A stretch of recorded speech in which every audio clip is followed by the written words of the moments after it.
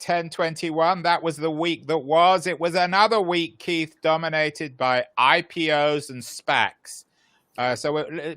Before we start with the specific news, just for me, who, as most people know, is not quite as sophisticated as you, what is the difference between an IPO and a SPAC? How does the SPAC replace the IPO? Well, funny you should ask that, Andrew, because I've got a graphic that we can use to explain it. It's going to obscure your face for a short while. Basically,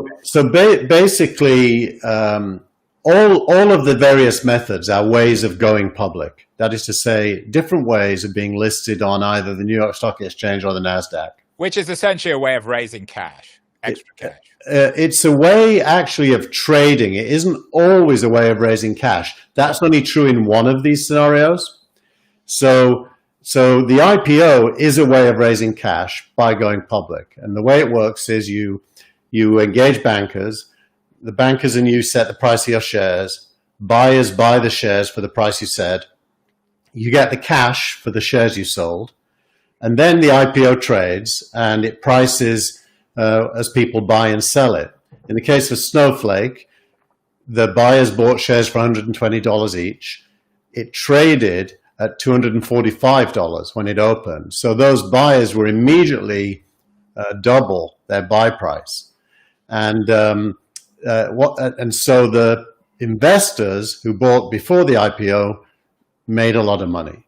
That's basically an IPO, and the company. And that includes the banks. The banks are the major players in the IPO process. Yeah, in the case of Snowflake, it was Morgan Stanley and Goldman Sachs and a couple of others. But they are taking the risk, and they do have the capital to do this. It's not an easy thing to. Well, yeah, the bank plays the role of underwriter, but in most scenarios, that's a risk-free role.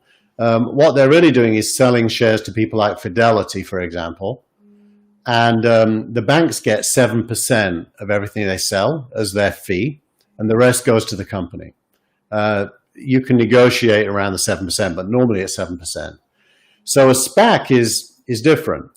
In a SPAC, someone like Chamath goes out and raises $600 million. He lists the SPAC. In fact, you can go and look it up now. It's called IPOC, and it's got a price, and it's already listed. That SPAC then merges with a company. In the case of IPOB, I think he called it, it was Open Door. Now, what happens is the SPAC owns shares before the IPO, just like investors own shares in an IPO before it trades. In a SPAC, the SPAC organizers and their investors own shares before the IPO. And then the IPO trades, and then the price goes up, and the company has the money the SPAC raised.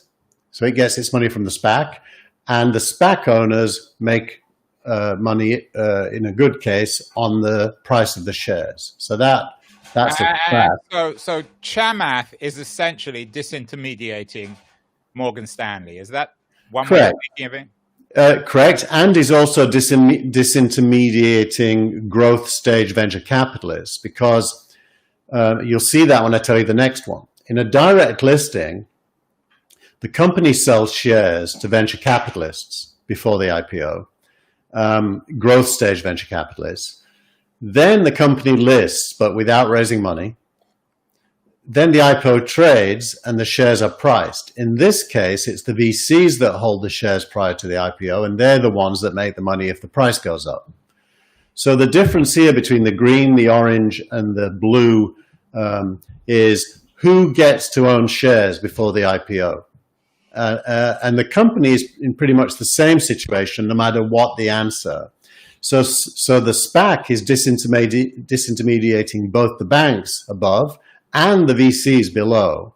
Chamath is basically raising a $600 million fund, and 2 months later, it owns a publicly listed company. Whereas in a normal fund, he's got to invest it for 10 years and see if it makes a profit. So what's the risk for Chamath, and where's he finding his money? Oh, well, from willing investors. I mean, think about it. If Chamath came to you and me and said, give me $100,000, I'm going to do this SPAC and we're going to merge with fill in the blank company.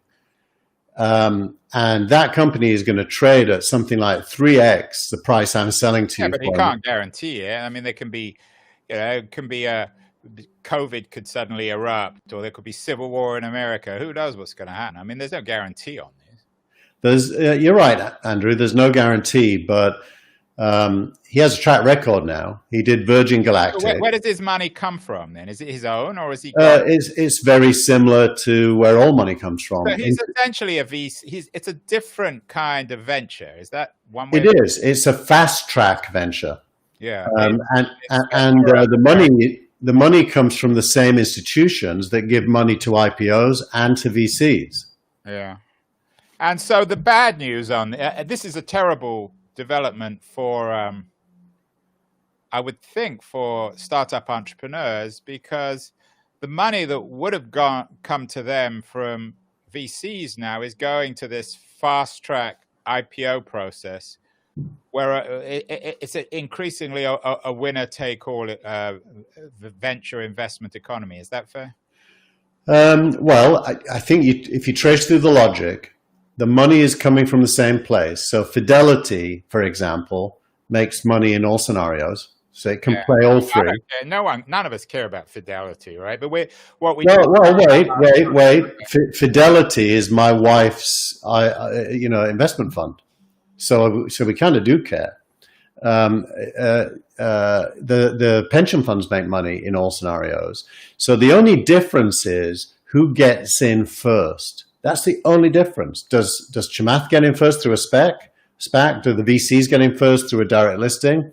Or do the friends of Morgan Stanley get in first through an IPO? That's the only difference. Can Chamath go to a VC-backed company to do this SPAC? Absolutely. The VCs who already own shares in a company, as long as the company, and this is a really important point, as long as the company is ready to go public, and Thomas Tungers this week has a fantastic article about when you should go public. If I put this on, you'll see. This is let me zoom in. Can I do that? Yeah. He basically explains what's the difference between Snowflake, which is trading at 112 times its forward-looking revenue, and Sumo Logic, which is trading at 10 times its revenue. He makes the point that there is an equation, which he explains why, that will tell you why a company trades at a much higher multiple of their revenue than another company. If your company is ready to go public based on this kind of way of thinking, then any VC will embrace a SPAC. But why can't? So I got a couple of questions. So you still haven't really answered my question about startups, because there's only a certain amount of money in the system, and if it's going on SPACs, it's not going in investment on startups. But secondly, why won't each VC have a SPAC department or a SPAC piece? It's just another piece of the process, right? Well, I think, Andrew, you're describing the likely future there.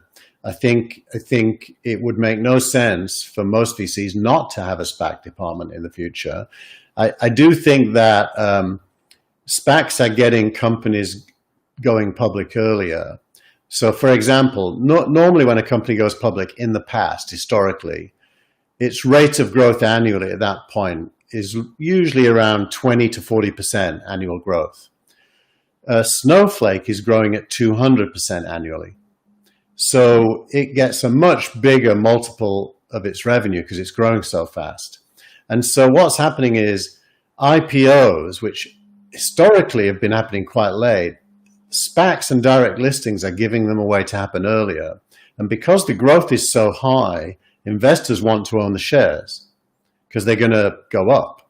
And so there's really a fundamental structural reorganization of money deployment happening here. I have to say, though, that whenever I hear these schemes described by people like you as being no risk and everyone's guaranteed huge returns, I'm always enormously suspicious. We're going to have to play the tape back to see if I actually said that. But if I did, I'm well, wrong. where's the risk then? No, there's, well, put it this way. There's no risk in growth. So the fundamental is... Well, that goes without saying. But Yeah, what happens, so what happens if they invest in some people? What happens if they do a SPAC of some, the equivalent in 2020 of petfoods.com? Then it will flop. And people will get, and by the way, there are a lot of SPACs, hundreds, and many of them will be thinking of doing exactly that, the unscrupulous ones. And naive investors who don't do their research. The Paul Ryans of the world who are pouring into this SPAC space, who have no idea really on innovation or tech or anything like this. Yeah, if Paul Ryan hooks up with what is effectively, not necessarily literally, but probably con man-like, second-hand car salesman-like, he will ruin his reputation. He doesn't have a reputation, and I don't think anyone, even especially early on a Friday morning, wants to think about hooking up with Paul Ryan. So, Keith, you summarize this in your newsletter wonderfully in terms of the winners and the losers from this. Essentially, it's Chamath versus the banks, isn't it? Yeah. I'll put the quote up. This is from the newsletter. I make the point that instead of gifting cash to the friends of Morgan Stanley, this method gives cash to Chamath and his friends. So basically, as I said, Chamath is disintermediating the banks, and this is a real threat to the Morgan Stanleys of the world, this SPAC thing. Well, if everything went to SPACs, yes, although I suspect they're clever enough to then start raising SPACs for Chamath. I would guess that Morgan Stanley themselves, in this, the best capitalists are, of course, the ones who are able to quickly reinvent themselves, and they've reinvented themselves many times over however long they've existed, so they can have their own SPAC department. Correct. And then what about just going back to the poor entrepreneur, the startup guy? Me at now.tv. Does this make any difference to me, or is this so far down the line it's not even worth thinking about? It doesn't make a difference to you until you are somewhere close to 100 million plus in annual revenue. Up until that point, I haven't covered it this week, but there are a lot of developments in early stage, seed stage investing. Right. The most unattractive stage right now is the venture stage, in between seed and growth. A lot of money stays away from that.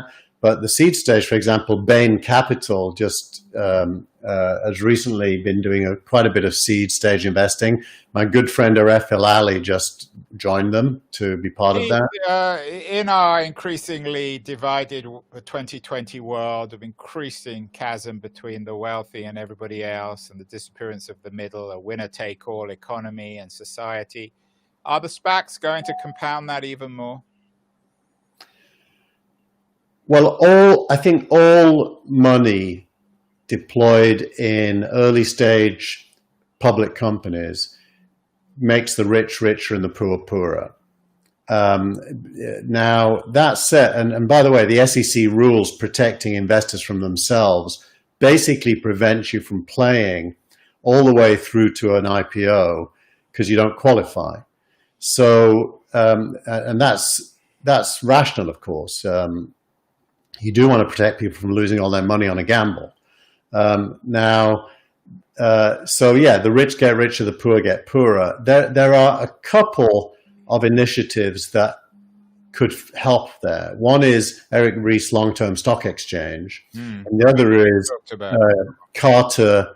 The company Carter has next week will launch something called Carter X, which is a stock exchange for private companies.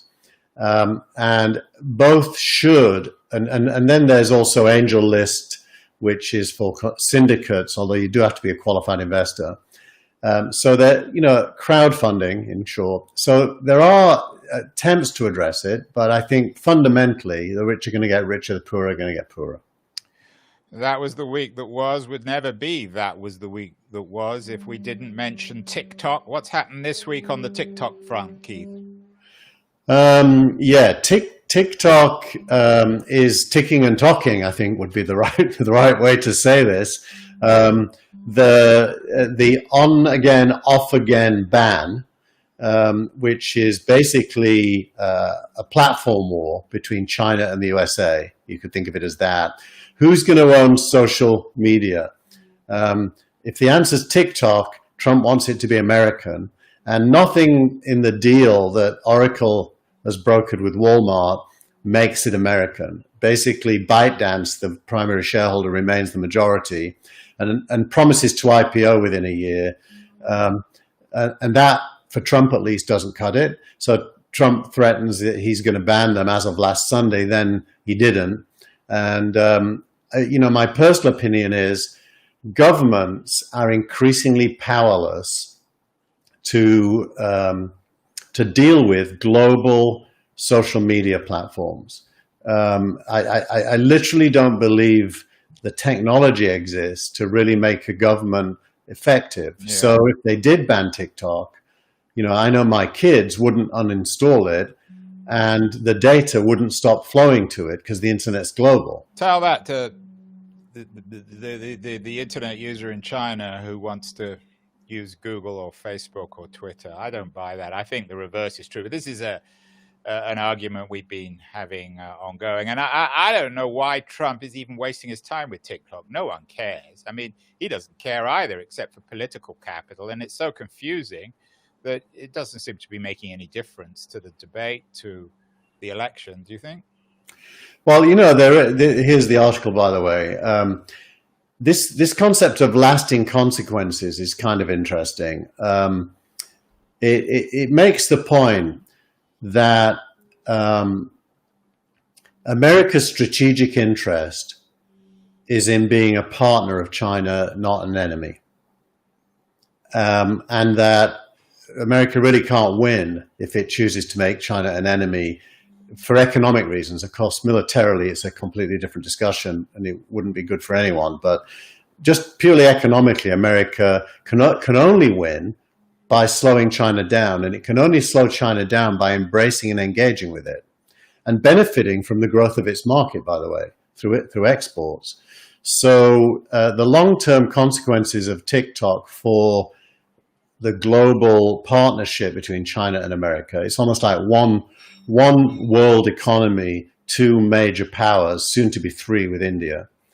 It kind of frames everything. It's amazing, Keith. You talk about two major powers, the US and China, and then a third, India.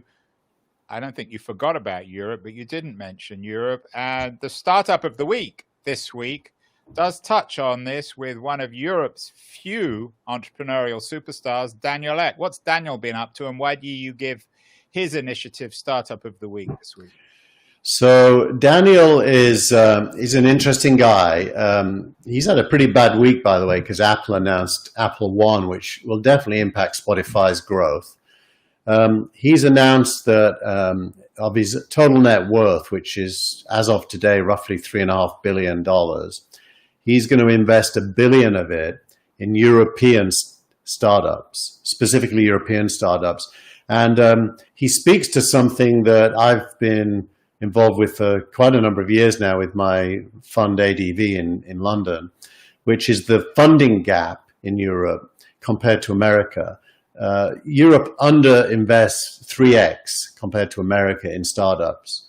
And it's because people like Daniel don't exist. Here we've got Max Levchin, who this week got the deal of the week when his company Affirm got funded. And Max Levchin has invested hundreds of millions in startups. Daniel is saying he's going to do the same in Europe. And I think it's time for European entrepreneurs that do well to start helping the ecosystem grow so there's more of them in the future. So I think it's great. I made him startup of the week because I really approve of what he's doing. The amount of conversations I've had over the last 15 years, particularly in Europe on this subject, and I don't know the reasons. They're partly cultural, partly political, partly economic, but I just don't see Europe should focus on tourism, on good food and civilization, not worry about technology. Look at this bit here. He says, I get really frustrated when I see European entrepreneurs giving up on their amazing visions, selling early to non-European companies, or when some of the most promising tech talent in Europe leaves because they don't feel valued here. Now that is, me. I left London after doing an IPO, by the way. I did an IPO in 96. I left in 97 because the experience in America of how you get treated as an entrepreneur versus Europe was night and day. And it still is, actually. I know why you really left, Keith, is because you wanted to get near to your heartthrob, Paul Graham, who is back on the show. We haven't had Paul on the show for a few weeks, but I knew that he would reappear. You have him as the tweet of the week. What has Paul Graham been tweeting about this week? Let's show it. Paul says, the number of people working hard on this election is inspiring. It's like a giant collective immune response. And of course, the virus that we're responding to is Trump. And his characterization of millions of people knocking on doors or voting by mail as an immune response, I just thought was brilliant. So to come back to one of your other pieces that you cite in your newsletter, to misquote Orwell, some of these people are more important than others. Reid Hoffman has been incredibly involved on the funding and the political side in terms of driving the Democratic side of the election, which isn't making everybody, surprise, surprise, happy.